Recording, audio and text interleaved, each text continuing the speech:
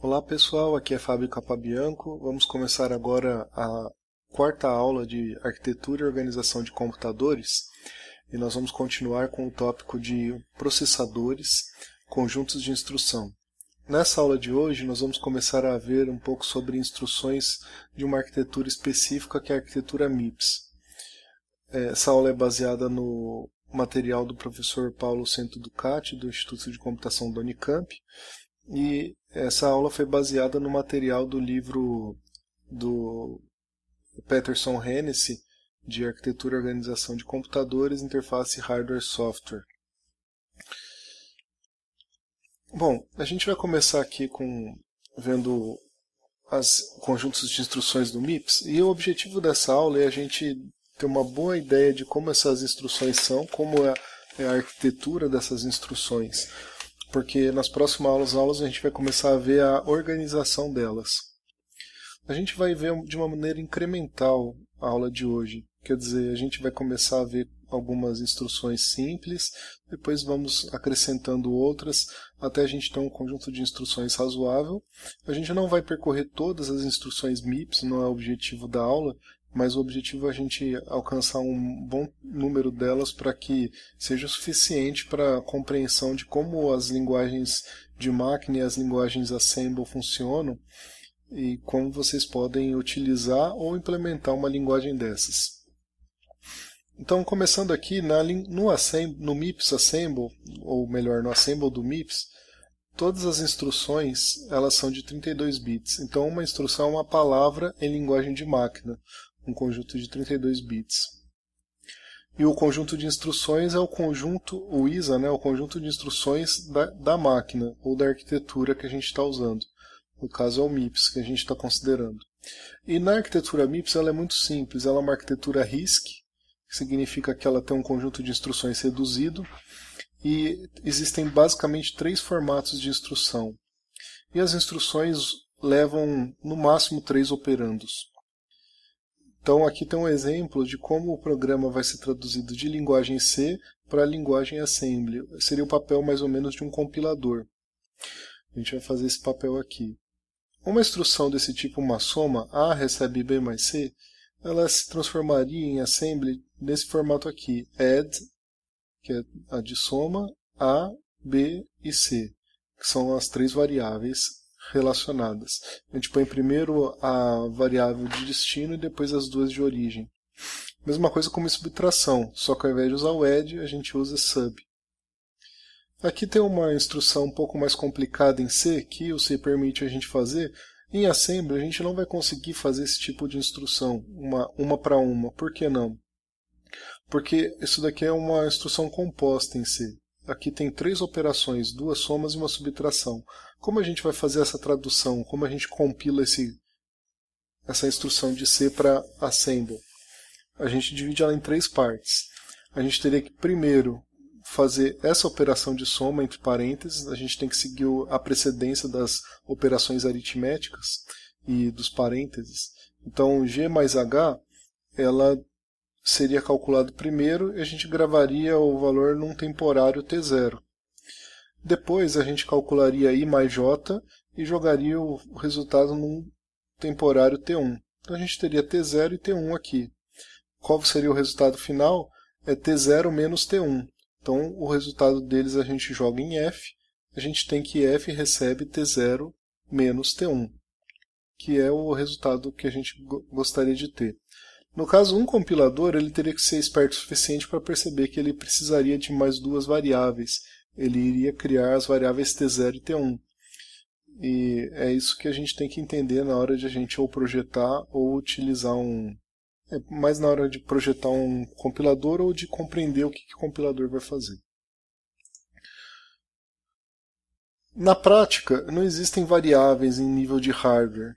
Esse conceito é um conceito abstrato e a gente tem que usar, na verdade, ou memória ou registradores para guardar os nossos dados. No caso do MIPS, ele é uma arquitetura RISC, Load Store, e ele contém 32 registradores de propósito geral.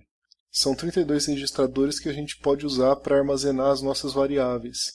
Se a gente precisar de mais do que isso, a gente vai acabar tendo que usar a memória. E inicialmente os dados ou são guardados dentro do programa ou são guardados na memória mesmo, a gente tem que puxar para os registradores. Bom, então no MIPS, como numa arquitetura load store, a gente pode usar os registradores para armazenar os nossos operandos. Olha só o que vai acontecer com aquele código que a gente tinha feito antes. A gente tinha traduzido, aqui é o mesmo código, mas ao invés de a gente usar simplesmente as variáveis que existiam aqui, G, H e J, a gente traduz isso para registradores S0, S1, S1, S2, S3 e S4. E S0 aqui no final, que vai ser o resultado que vai ser substituído de S. Esses aqui são nomes de registradores, e a gente usa o símbolo de cifrão aqui para identificar que isso é um registrador. E as variáveis temporárias a gente pode guardar em outros registradores, T0 e T1. De fato, o assembly do MIPS tem esses registradores com esses nomes. O S significa um registrador de propósito geral, e o T ele é um registrador temporário. A gente vai ver que, muito embora eles tenham a mesma categoria, eles podem usar da mesma maneira, identificar o tipo de registrador é importante. Mais para frente a gente vai estudar isso. Um pouquinho sobre as instruções para movimentação de dados. As duas instruções basicamente são load e store, pelo que o próprio nome do conjunto de instruções diz, né? Ou melhor, o tipo da arquitetura diz. A instrução load ela serve para pegar um dado da memória e jogar num registrador, e a instrução store serve para pegar um dado do registrador e salvar na memória. A sintaxe das duas instruções está aqui, ó. A gente tem que identificar um registrador de destino quando a gente vai fazer um load. A gente tem que identificar aqui um endereço de origem. Aqui o endereço de origem é dado por um registrador, então você precisa ter um registrador para guardar o endereço base, e você tem um deslocamento que é um imediato, é um número. Baseado nisso, né, vocês conseguem identificar qual que é o tipo de modo de endereçamento que essa instrução tem.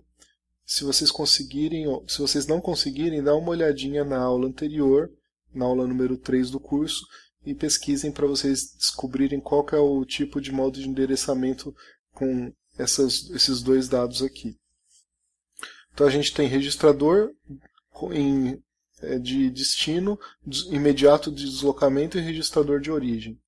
No store ele segue a mesma ordem, só que o significado é diferente. Olha, primeiro é o registrador fonte, porque é de onde sai o dado. Então esse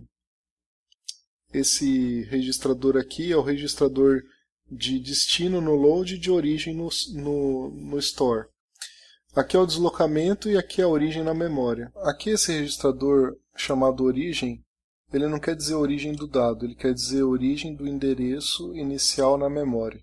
Então, a gente tem o endereço original na memória mais o deslocamento, e aqui também. E esse daqui vai ser a fonte dos dados, e esse vai ser o destino dos dados. Aí surge uma questão, vamos fazer um exercício. Vamos supor que a gente tem uma palavra, tem uma variável A. Essa variável A ela é um array, um vetor em C. E esse array tem 100 palavras. E o compilador ele associou a variável G, o registrador S1, e a variável H, o registrador S2. Além de colocar em S3 o endereço base do vetor. Ou seja, o endereço base de A está relacionado com S3. Como a gente traduziria esse comando aqui, essa instrução de C, para instruções assemble? Se vocês quiserem fazer como exercício antes de ver a resposta, dá uma pausa no vídeo agora e eu já vou continuar para dar a resposta no slide seguinte. Então a gente tem aqui a solução. Olha só o que a gente tem que fazer. Não existe uma instrução em assembly que faz a soma de um elemento de um vetor com uma variável. A gente precisa fazer, e lembra, né, o vetor ele não tem como guardar isso em registradores também, que ele tem 100 palavras. Então a gente precisa guardar ele na memória. E a gente tem o endereço inicial do vetor na memória em S3. Se isso ajudou vocês a solucionarem e tirou algumas dúvidas, tenta dar uma pausa agora no vídeo e tentar resolver com essas informações. Senão eu vou continuar explicando aqui para vocês. Continuando, a primeira coisa que a gente precisa fazer é pegar o dado que está no array A, posição número 8. A gente precisa pegar isso da memória e jogar num registrador. Porque as instruções de add que a gente viu, elas só aceitam você só fazer soma com 2 registradores e não com o registrador memória. Essa é uma arquitetura load store.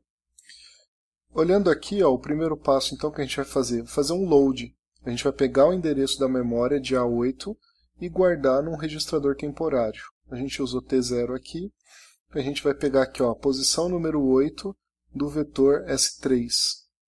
É assim que se executa. Isso aqui então vai guardar em T0. Agora que a gente tem esse resultado aqui em T0, esse valor aqui está onde? A gente viu que ele associou a S2. Então a gente vai somar T0 com S2 e vai guardar o resultado em G, que está associado ao registrador S1. Esse aqui é o resultado. Quando você usa um jogo da velha em Assemble, do MIPS, isso significa que é um comentário, você está explicando o que faz essa linha. É assim que a gente resolve essa instrução aqui. Tá, mas agora vamos pensar um pouquinho mais. Na prática, o MIPS ele tem a memória organizada em palavras de 4 bytes ou de 32 bits. Tanto para dados quanto para instruções, a gente viu. Então os dados, na verdade, eles são armazenados numa posição de memória que vai de 4 em 4, 0, 4, 8, 12, 16 e assim por diante, até o valor máximo, o endereço máximo da memória. Então aqui a gente tem os endereços, aqui tem os dados e aqui é uma simulação da nossa memória. Ou seja, quando a gente for acessar um dado na memória, a gente tem que passar o endereço de 4 em 4. Agora olha só, vamos tentar implementar esse exemplo aqui, a gente levando em consideração aquela informação que a gente não tinha antes, de que o endereço é de 4 em 4. Como é que a gente vai fazer? Ou seja, cada palavra ocupa 4 bytes. A gente vai ter H agora, num segundo exemplo, associado ao registrador S2. O endereço base de A está em S3. Qual o código MIPS para essa instrução em C? De novo, pausem o vídeo se vocês quiserem resolver. Agora lembrem-se só que a diferença do exemplo anterior é que a gente está considerando a informação de que cada palavra ocupa cada dado ocupa 4 bytes, que ocupa uma palavra. Então está aqui a solução. A gente faria o quê?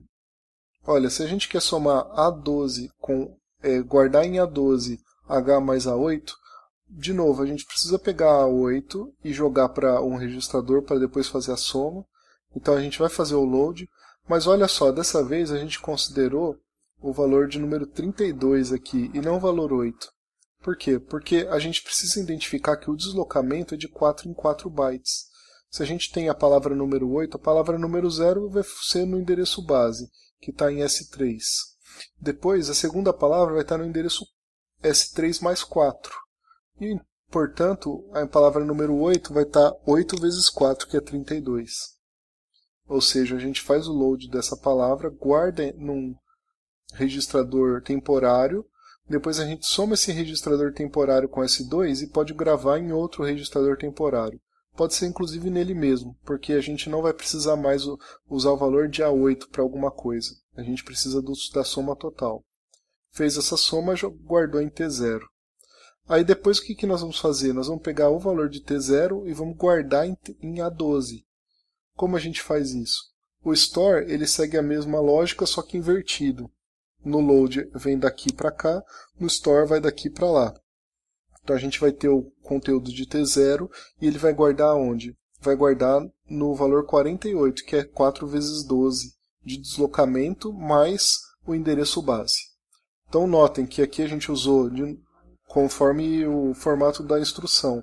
registrador, imediato, registrador. Você não pode inverter isso, você não pode pôr imediato aqui, registrador aqui. Tem que seguir exatamente esse formato de instrução. Um outro exemplo aqui para a gente terminar essa parte. Vamos supor agora que a gente tem no nosso índice uma variável i. E agora, como nós vamos resolver isso? O nosso i está na variável S4, o g está associado a S1, o h está associado a S2 e o endereço base de A em S3. Conseguem resolver esse? Pensa um pouquinho, pausa o vídeo e aí nós vamos continuar com a solução agora. Aqui está a solução. Primeiro, o que a gente faz? A gente precisa pegar esse valor aqui de i, que é a posição dentro da memória, e multiplicar por 4. Agora, por que a gente precisa multiplicar essa posição por 4? Porque o i ele é um índice inteiro sequencial. Se você diz 3, é a terceira posição. Só que lembra, a terceira posição do vetor vai estar na posição de memória 3 vezes 4, porque cada posição do vetor ocupa 4 bytes. Como a gente faz isso aqui, ó, se o i está em S4, a gente soma i com i, joga em T1, que é o temporário, isso aqui é 2i. Então T1 tem 2i. Se a gente somar 2i com 2i, a gente tem 4i. Então, esse daqui é o resultado, é o endereço final que está nessa posição do vetor. Finalmente, a gente tem que acessar a i. Como eu disse antes, a gente não pode usar o load com o deslocamento ou a base,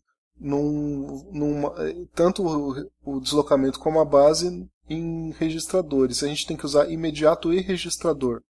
Como a gente tem os dois dados em registrador, a gente vai ser obrigado a pegar esse índice, somar com o endereço base. Então olha só o que a gente está fazendo. O endereço base está em S3 e o 4 vezes o índice está em T1. A gente soma isso daqui e continua jogando em T1.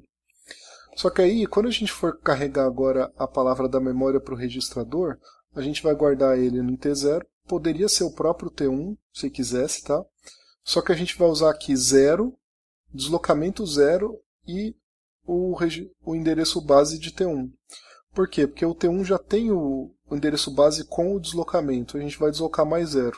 Essa é uma maneira de a gente passar por cima da limitação dessa instrução load word, tá? Para a gente carregar o dado da memória usando os dados que estão em dois registradores, tanto o endereço base quanto o índice do vetor. Aí carregando é fácil, a gente carregou, depois trata-se de uma soma simples. O temporário que a gente calculou, mais o h que está em S2, vai ser jogado em S1 que está em G. Essa é a solução do nosso problema. E aqui um resumo de tudo que a gente viu até agora. Como a gente viu, a gente vai continuar seguindo incrementalmente. A gente viu por enquanto que a gente tem 32 registradores. Os registradores, eles existem alguns que são os registradores S, que são dados, e os registradores T, que são temporários. A gente ainda não viu a diferença entre eles, a gente vai ver inclusive quantos são. E a gente viu que a memória é dividida em palavras que ocupam 4 bytes, tanto para instruções como para dados. Como a gente está trabalhando numa arquitetura de 32 bits, a gente vai ter 4 gigabytes máximo de memórias, tá? Sendo que a gente pode, então se são 4 gigabytes, a gente tem 2 elevado a 30 palavras de 4 bytes cada uma. E aqui a gente tem as instruções que nós aprendemos, as instruções aritméticas, o add sub, S1 recebe S2 mais S3, esse é o formato, também sub S1 recebe S2 mais S3. Não existe aqui operando implícito. E o load store são essas duas instruções que elas requerem um registrador, que no caso é destino ou origem dos dados, e aqui é endereço base na memória e deslocamento. Eles são interpretados dessa maneira.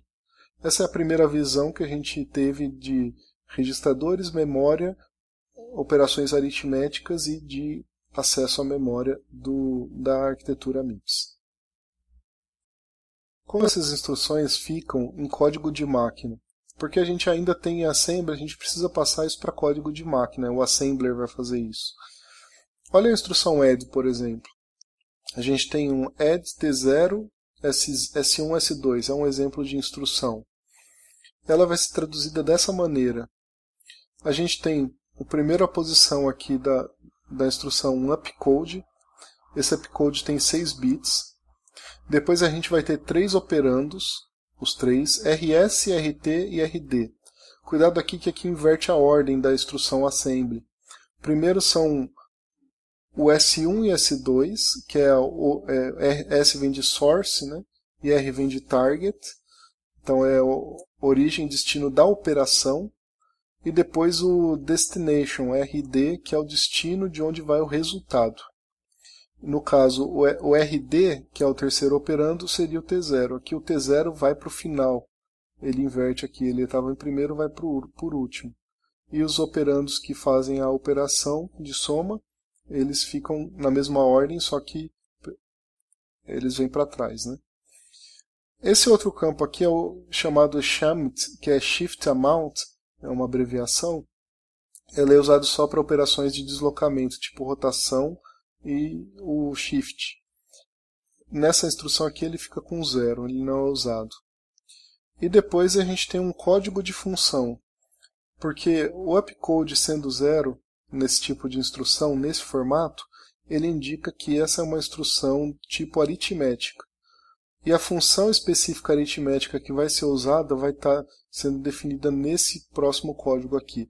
Isso daqui é como sendo uma extensão do upcode, tá? A gente pode entender assim, essa instrução que é nesse formato, que tem 3 registradores, ela é uma instrução do tipo R. Tipo R por quê? Tipo de registrador, porque ela usa 3 registradores para fazer a sua operação. Então a instrução de soma, as instruções aritméticas são do tipo R. E aqui a gente tem instruções do tipo I. O que é a instrução do tipo I? I vem de imediato. Essas são as instruções que usam o imediato. Elas ainda têm 2 registradores, o RS e RT. Tem o upcode, o mesmo tamanho, 6 bits aqui. Aqui são 5 bits e aqui são 5 bits. Se a gente somar 5 com 5 dá 10, mais 6, 16. Sobra outros 16 para o imediato. O imediato é esse número que está aqui, ó. Então, ou seja, o número que a gente pode jogar aqui no Assemble ainda é bem limitado, é um número de 16 bits. Aqui é um exemplo de instrução que usa esse formato aqui. Esse é o segundo formato das instruções MIPS. A gente falou no começo da aula que tinham 3, né? E aqui, como é que é a ordem das operações? RS é esse registrador aqui, é a source de origem dos dados. E RT é esse registrador que é o target dos dados. A gente tem então o número 32 viria para cá no endereço. E a gente tem aqui a classificação das instruções MIPS. As instruções de formato R usam o opcode 0, usa 3 registradores, põe 0 no shift amount se é add, mas pode ser de rotação se for shift ou rotation, né? E a gente tem aqui a função que é a operação add 32 sub 34. Endereço não é usado, esse campo não existe nessas instruções. E na load store a gente tem formato I, operações, o código da operação de load é 35, o código da operação de store é 43, usa os 2 registradores de origem e destino. Esses outros dados aqui não são usados, porque eles são substituídos pelo endereço.